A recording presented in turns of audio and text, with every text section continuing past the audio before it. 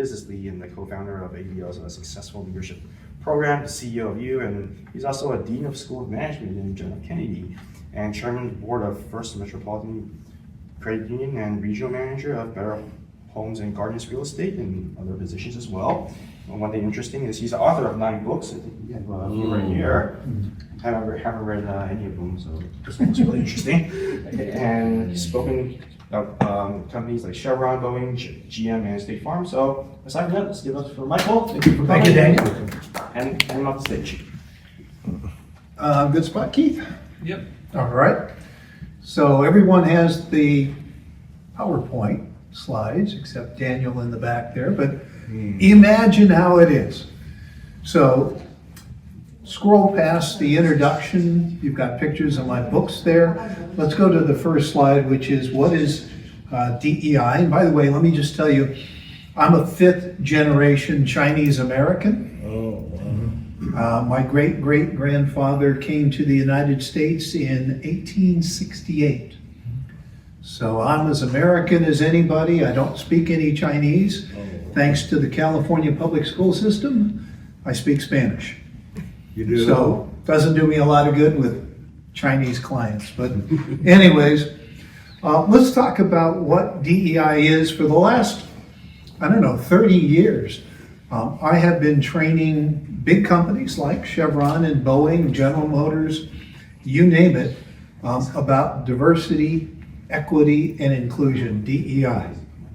And recently, DEI has become basically a 3-letter, 4-letter word. You can't even say it anymore without getting in trouble. So, DEI, what is it? It's a set of principles and initiatives aimed at creating a workplace where everybody is valued, regardless of differences. And its goal was to ensure that everyone can participate fully at work. And it had done pretty well. It was something that was born out of the civil rights movement of 1964. And so it goes all the way back to that. But why is there pushback against DEI at the moment? Number one, political polarization. You know, there's the Democrats, there's the Republicans, and there is literally no compromise. Right now, they can't even put together a budget. And so all of us are going to suffer from that to one degree or another. There's ideological opposition. One party thinks that minorities and women and other folks need help at work, and other folks think they've already got plenty, they don't need any help. And of course, there are claims of reverse discrimination. So, what happened? Why has this happened? Why is there such a pushback? Mainly because a large portion of the United States, as you may know, has been upset and seething in anger for decades. Ever since the 1964 Civil Rights Movement, and a lot of other things we'll talk about, the majority in this country no longer get automatic preferences when it comes to hiring, housing, and even the criminal justice system. In the 1960s, the Civil Rights Movement, as you may know, won a lot of gains, including anti-discrimination, affordable housing, and this gave momentum to other movements like the Asian American Rights Movement and the Gay Pride Movement as well. So the Civil Rights Movement of 1964 and beyond was very important to all of us. In response to the gains that civil rights brought, corporations began to create policies to make themselves more inclusive, and that includes universities as well, as you know. And the goal was to create a more level playing field for everybody, regardless of race, creed, color. It didn't matter, and everybody pretty much supported it, at least in word, not always in deed. But That's what diversity, equity, and inclusion has been all about. So no longer getting automatic preferences. What happened was white males started to complain about reverse discrimination. This goes all the way back to a gentleman by the name of Alan Bakke, who complained that he should have the right to go into medical school, and he got replaced by a minority, happened to be an Asian at the time, but he won and eventually got accepted into medical school, and I think he's still a practicing doctor today. But he was the first one to really claim reverse discrimination. And what's happened is the current political climate has supported this anti-DEI movement. And so what has happened is there's been an effort to end DEI both politically as well as in the courts. So as minorities have become more numerous in this country, the majority has been concerned about them becoming a minority. In fact, it's projected that by the year 2045, according to the US Census Bureau, that the majority in this country will become a minority. And that date moving closer has really led a lot of people to be very concerned and to be very afraid. Frankly, I've been doing this an awful long time. I think the only thing that'll happen when the minority becomes the majority in the United States, there's probably going to be just a lot more burrito stands and a few other things. I don't think there's going to be a real huge political upheaval or anything else, but we shall see. But this will be the first time in U.S. history that whites have not been the majority in the United States, and that does concern a lot of people. But, it's interesting, that's what has led to all of this fear about alien immigration, that kind of thing in the United States. Interestingly enough, the majority of Hispanics, since that's the big topic these days, the majority of Hispanics are born in the U.S. In fact, only about 3.2% of the population are illegal immigrants. It's an incredibly small number. And a lot of those have left the country, from what I've been told. So what happened? Well, guess what? In addition to the Hispanic issue, we as Asian Americans have got to be concerned because 60% of Asian Americans are immigrants. Violence against Asian Americans has increased, particularly, as you know, during the pandemic, but it still goes on. In fact, in 2024, half of all Asian American Pacific Islanders had faced some sort of hate or feel unsafe because of their race. In San Francisco, I've been yelled at by cab drivers and told to go back home to where I came from, which is San Francisco. So, but that still happens even today. And I think it's going to get worse as this anti-DEI movement and the anger just keeps getting ramped up on a daily basis. What I put in your handout is something called the hate map. And this is from the Southern Poverty Law Center. And they have a hate map for the entire United States. I just gave you the California numbers. There are almost 100 hate groups in California. And that's all different types, anti-Semitic, and the religious right, that kind of thing. But they are in California. Do not kind of be deluded or feel complacent because they are here. So have a look at that. I've also given you the website you can go to if you want to look up any state or you want to dive deeper into the California numbers. You can do that as well. In fact, in January of 2025, the federal government dissolved its DEI offices and rescinded its federal affirmative action obligations. So while anti-discrimination laws still remain on the books, in 2023, 40% of the federal workforce were minorities. So it's going to affect minorities of all races, creeds, and colors. So what has been the impact of this anti-DEI movement? Number one, there's a negative impact. Number one, it reduces the leadership pipeline for minorities. Number two, it lowers civic and economic representation. You notice we've had a lot of minorities moving forward into political office, both at the local, state, and national level. You may see less of that because of this anti-DEI movement. And there's also been a decline in research regarding the issues around minorities. And Asian Americans have some very unique issues. And so I've given you some of those issues there as well. Another thing is there's increased bias and discrimination. Excuse me.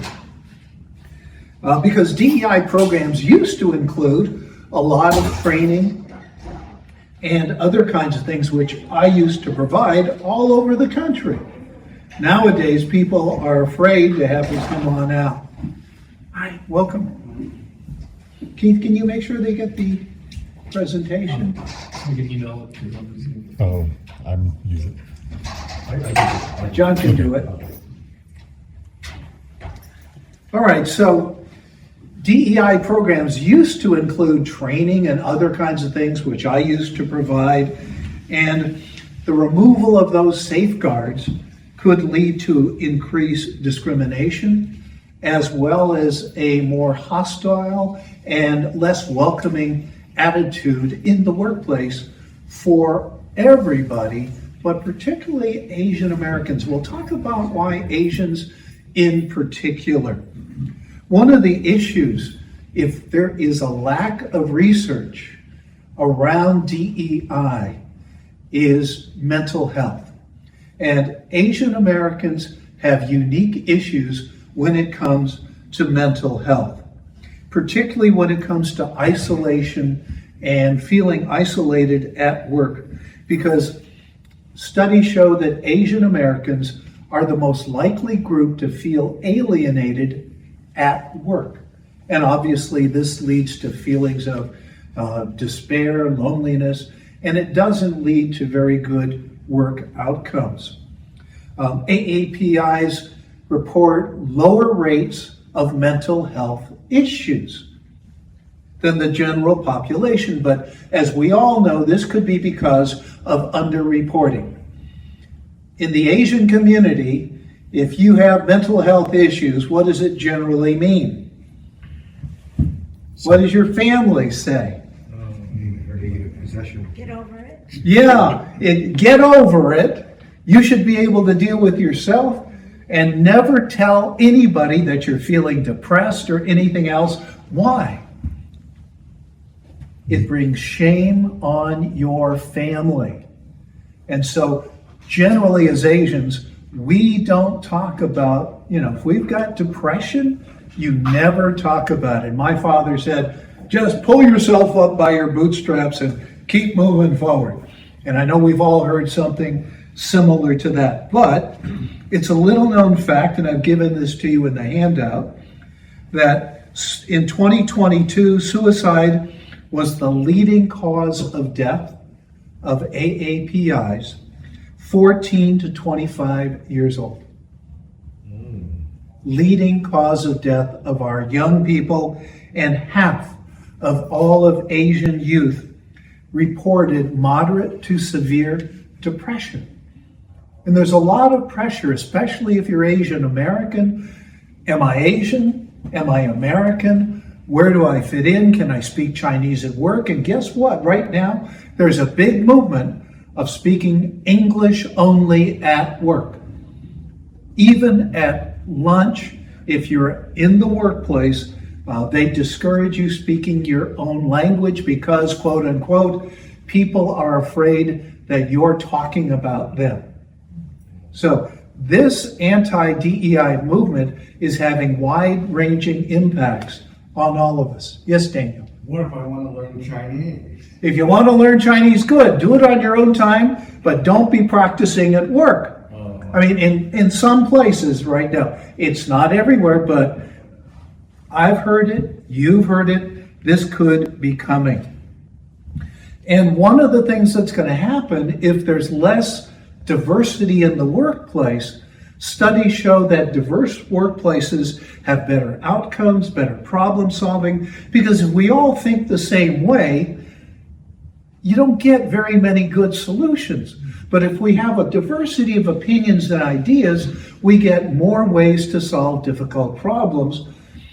And that's what we've been doing for a long time. But guess what? Nowadays, everybody is encouraged to kind of think alike. And so that could have a negative impact, not only on problem solving in companies, but also studies show lower revenues if you don't have a diverse workforce. So that's an issue. Now, it's very important to understand that this anti-DEI movement has happened before. In my handout, I've given you this section called, This Has Happened Before. When did it happen before? Guess what? Something called Reconstruction. Right after the Civil War. Reconstruction was a period right after the Civil War during which the United States government attempted to rebuild and reintegrate the Southern Confederate States back into the Union.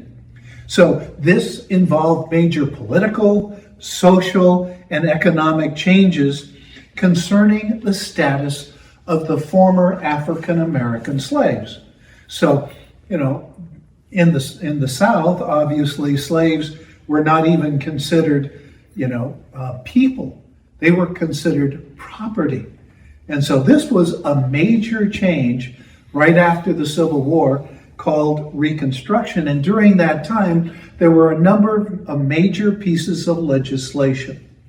And think about how these appeared to the Southern states. The 13th Amendment abolished slavery. And this not only was a mental change, but also was an economic change. If you were in the South and you had hundreds and hundreds of slaves literally hundreds of thousands of dollars, instantly, because of the 13th Amendment, they became worthless to you as property. The 14th Amendment granted citizenship and equal protection under the law to African Americans, and the 15th Amendment guaranteed voting rights to everybody, regardless of race. And if you're in a southern state, that meant that African Americans would also be able to vote for things that were of a benefit to them. And there were a lot of them at the time, obviously. So for African Americans, these were positive gains. Obviously, freedom from slavery and legal recognition as citizens. They could participate in politics, and they were elected to local and state, and even a few were elected to national office.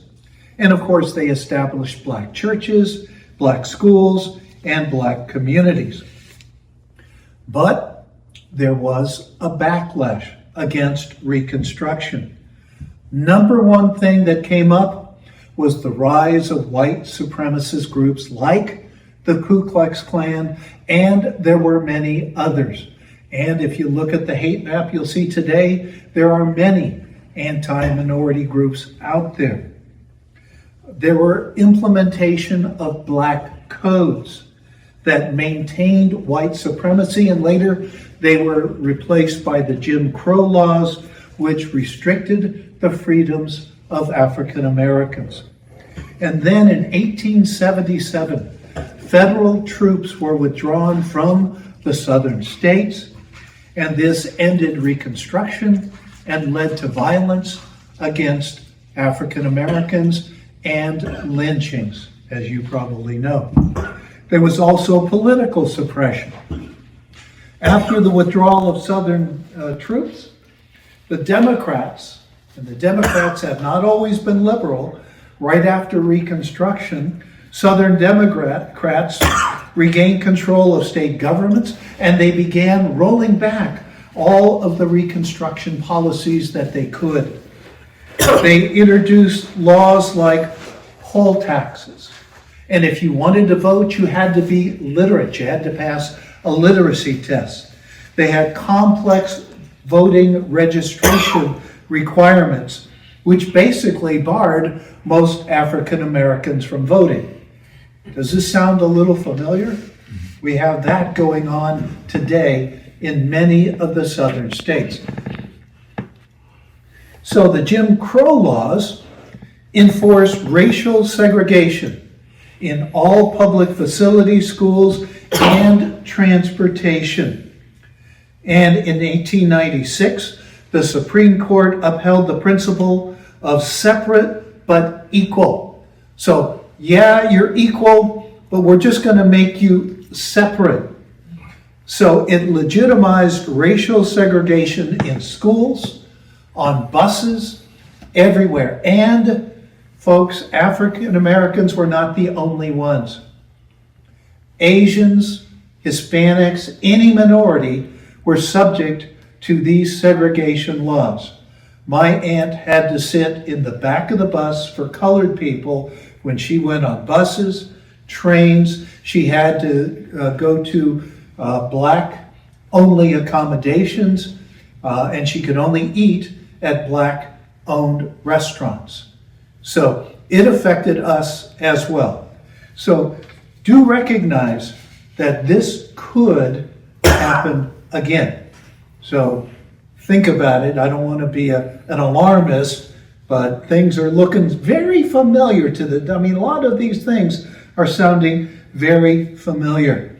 And what happened because of these laws, African Americans were forced into sharecropping and tenant farming, which meant they could barely do any more than hand to mouth. They could never get out of leasing land. They could never own land. And it kept them economically dependent and trapped in cycles of debt, always owing their landlord and never being able to get out of it.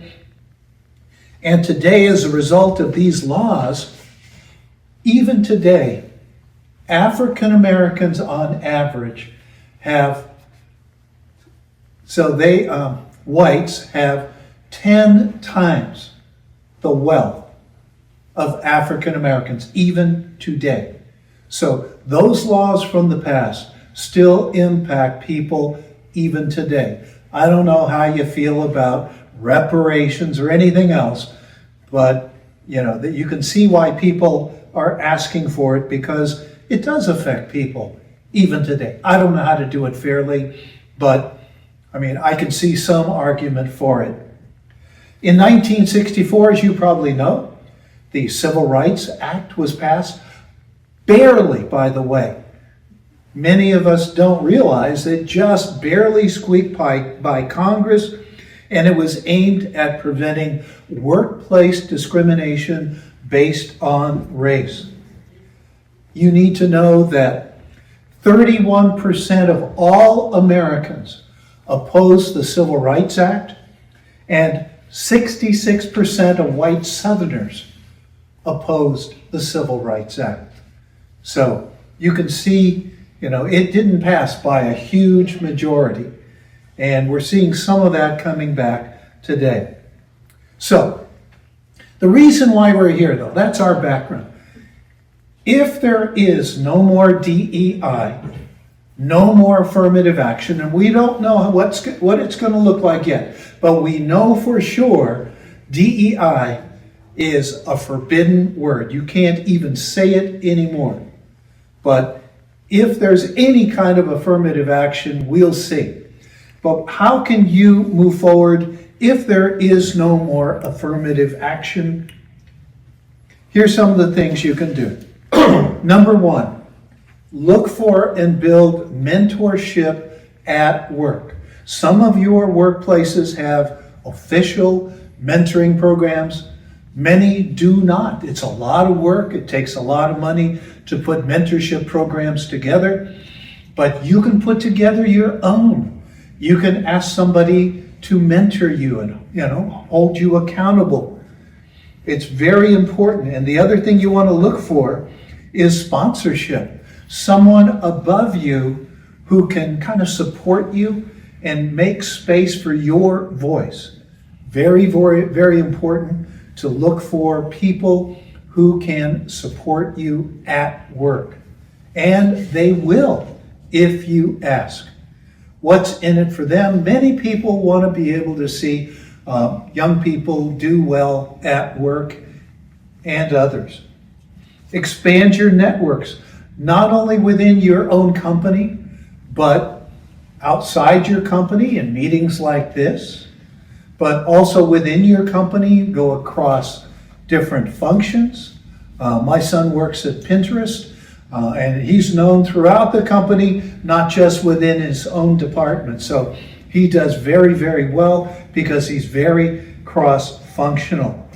And join any kind of professional organization that you can find that helps to get you out there, make contacts with other groups, especially now, if things are getting really tough when it comes to the job market. Nobody is guaranteed a job. So I would always keep my feelers out there, network with people, build relationships, because flexibility is the name of the game. Obviously, you should always deliver consistently high standards of work. Asians tend to do that no matter what. But the other thing that Asians tend not to do is take on stretch assignments.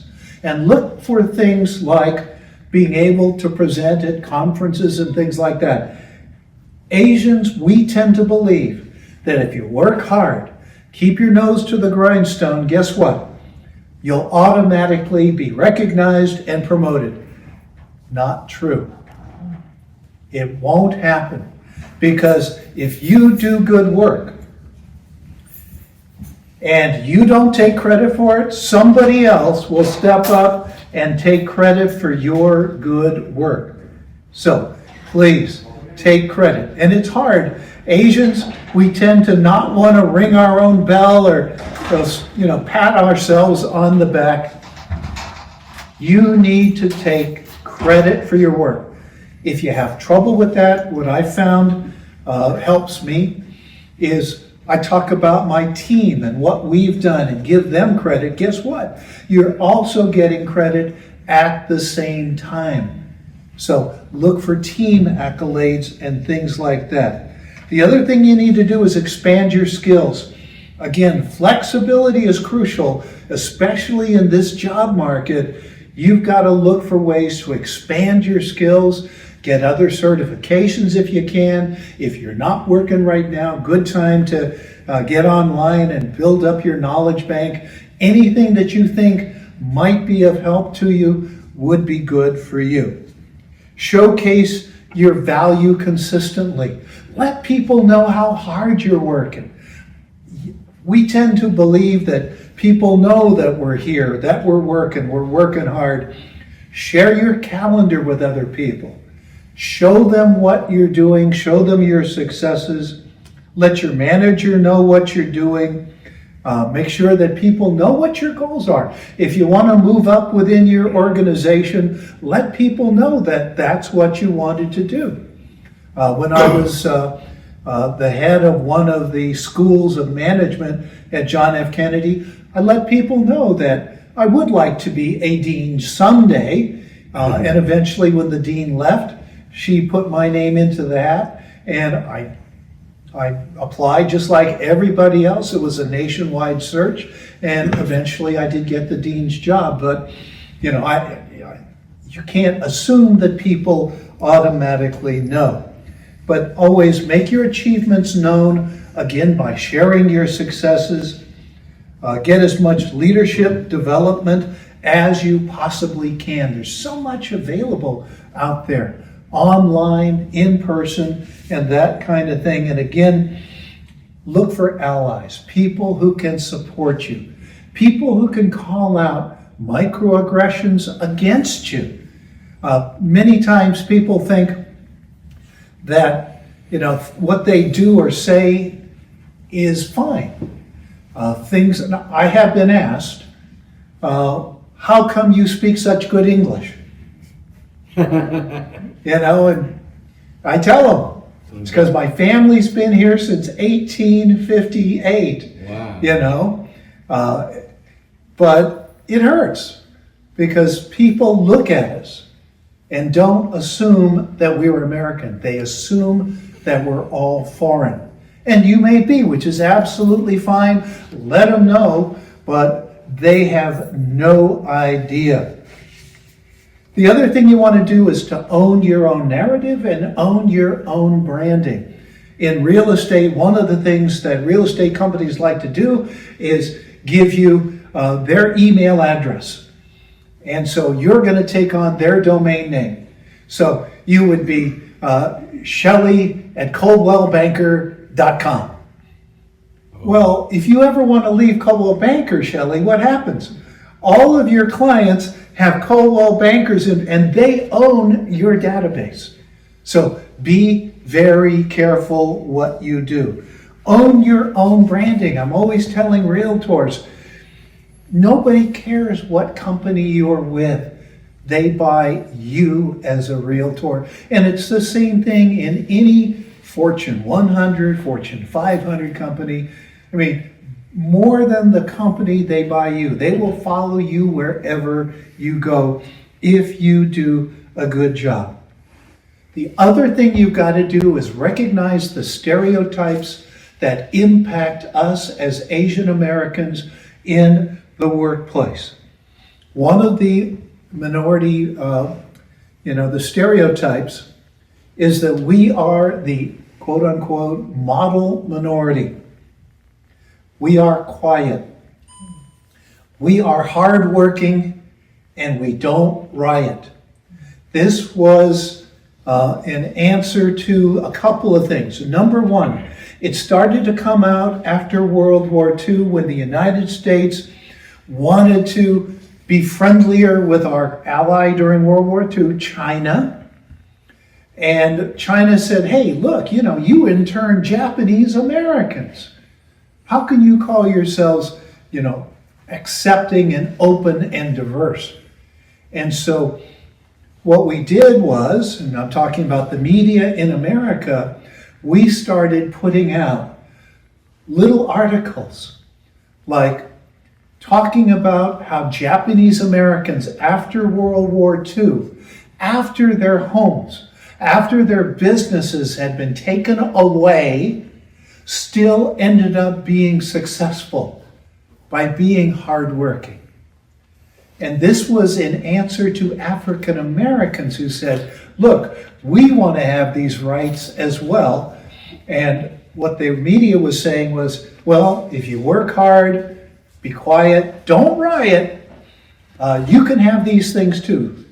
The reason they allowed Japanese Americans and Asians in general is because after World War II, Asian Americans were only 3% of the US population, whereas African Americans were a huge part, about 18% at that point in time, and have only grown since. And of course, Hispanics have overtaken them. But that was the answer to that. And then guess what? It came up again after the civil rights movement. A lot of articles, and again, I've given those to you in the PowerPoint presentation.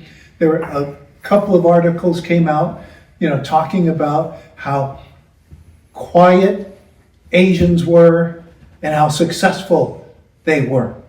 And yes, we have been allowed some success because we are such a small part of the population. Even today, not even 7% of the US population. So for some reason, and I don't know why, but Asians have been allowed to have a certain level of success in the United States because we aren't really a threat to the majority.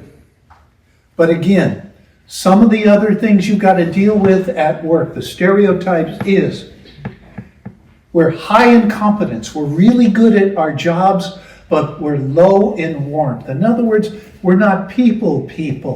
We don't build relationships well. And we're hard workers, but not leaders.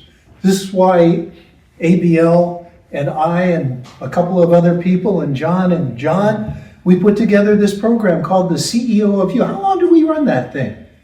At least 5 years. If it's over 5 years, and we built out a lot of different leaders from that program. But in it, we talked about how you've got to deal with the stereotypes that affect Asian men, which are different than the stereotypes that affect Asian women at work. And you've got to get out there and you've got to learn how to present in front of a group. That was one of our big things. We got everybody up and they presented. Because getting in front of an audience is really important to your success as a leader and gives you visibility at work. But you've got to recognize one important fact. AAPIs have the highest level of education and are least likely to be promoted at work. Highest level of education, least likely to be promoted. Now, why is that? First of all, because people don't believe there's any discrimination against us, so they never think of us first. They used to think of number 1, African Americans, number 2, Hispanics, number 3, women, and then maybe they'd think about Asians if there was still an opening left. But that's the way it is. In fact, we're subject to this as well. Only 13% of Asian Americans believe there is any kind of discrimination against us. And again, they don't realize we're not getting promotions. This is a challenge. So today in my book, what I talk about is yellow privilege. It's like white privilege, but not quite as good, but almost. Again, we're the model minority. We have been allowed to have certain levels of success. Now, I don't know if the establishment truly meant to allow us quite this much success. They had no idea what they were getting when they said, well, 3% of the population, we're going to let Asians be our role model. We're going to let them have some success. We are not going to discriminate against them. We're going to give them a good image. They're good neighbors. They're quiet. It's okay if they move in. In fact, nowadays, guess what? If an Asian moves into a neighborhood, sometimes that'll even raise your property value. So keep that in mind, right? But we have the highest median income in America. I've given you the statistics. Asian, in 2022, our median income was almost $95,000 a year. Whites, $75,000 a year. We earn $20,000 per person more than whites do. So whites, $75,000, Hispanics, $55,000, and blacks, $45,000. And so we have the highest median income. Why? Number 1, education. What's the number 1 thing we're taught growing up? Get a good education. And what's the number 1 kind of job we should be going for once you get that good education? Engineer. Doctors. Lawyers. Accountants. Right? Professional jobs. And those jobs pay better than average. So that's why our average income is a bit higher. But yellow privilege can have some drawbacks. Number 1, yellow privilege, because Asians have been successful, has been used to deny the existence of systemic racism. You know the numbers. African Americans have the lowest income. They have the lowest annual income. They've got the lowest wealth when it comes to wealth.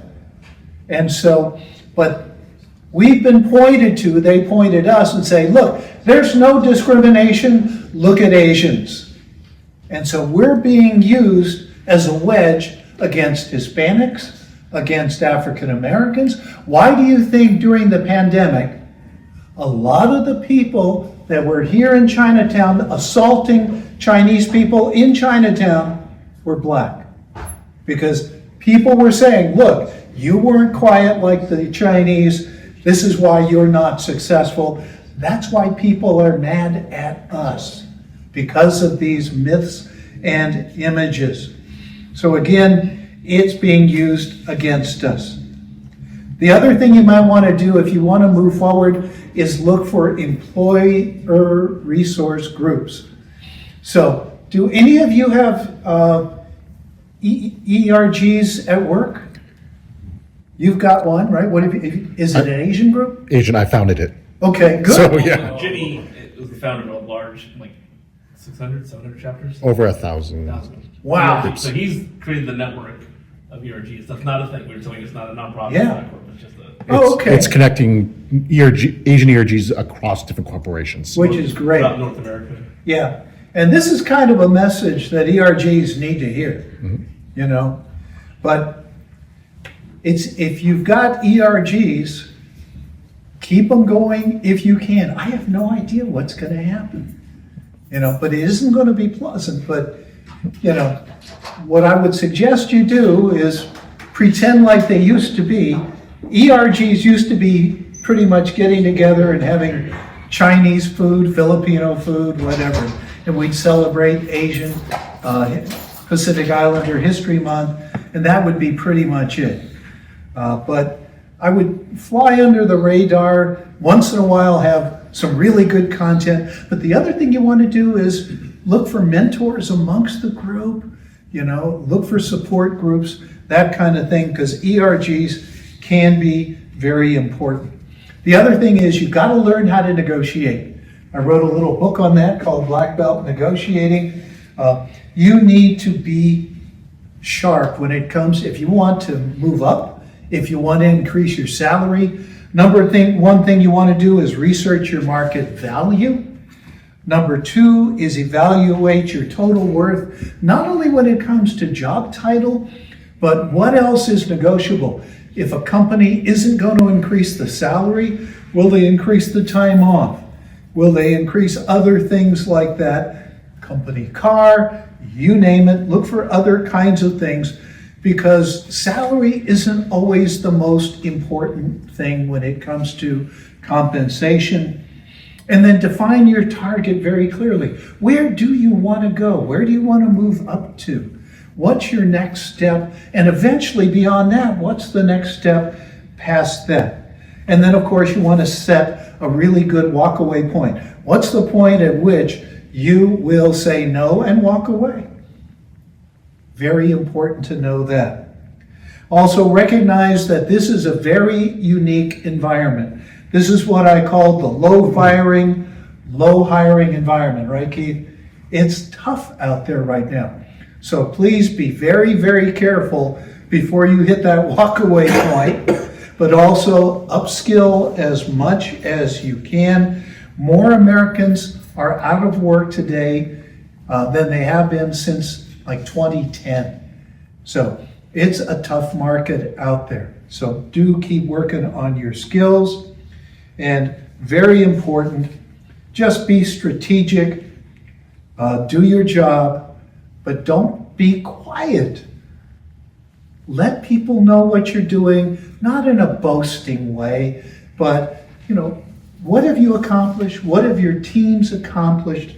That kind of thing. Look for a mentor, find a sponsor, track your wins and what you've done, and then let people know about it. Join some affinity groups. Try to learn a new skill every quarter. Recruit at least one ally and one sponsor at your company. And then every quarter, kind of reflect on what you've done, where you are, and where you want to go, and then make adjustments as you need to. I want to thank you for your attention. You guys are terrific.